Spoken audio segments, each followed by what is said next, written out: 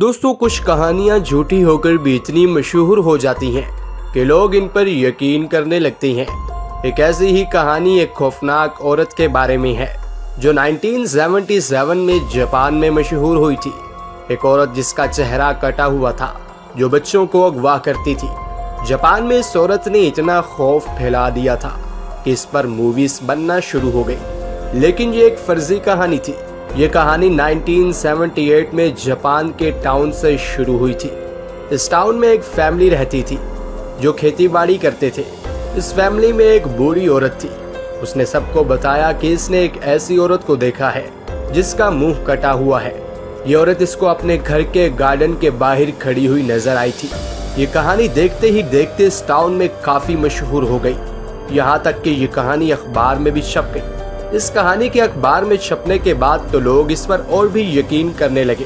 दोस्तों, अब यहाँ से मुख्तलिफ लोग सामने आने लगे जिनका दावा था कि उन्होंने भी एक ऐसे ही औरत को इस टाउन में चलते हुए देखा है।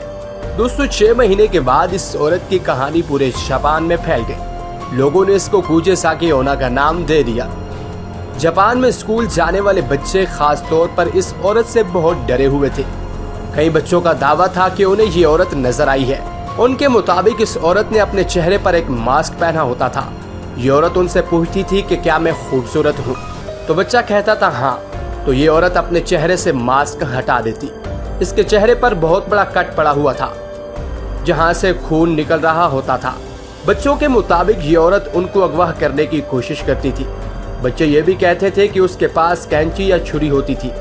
अब यहाँ इंटरेस्टिंग बात यह भी है कि जापान में लापता होने वाले बच्चों की जिम्मेदारी भी इसी औरत पर डाल दी जाती थी। लोगों को लगता था कि इनके बच्चों को यही औरत अगवा करके ले गई है, हालांकि ये औरत एग्जिस्ट ही नहीं करती थी।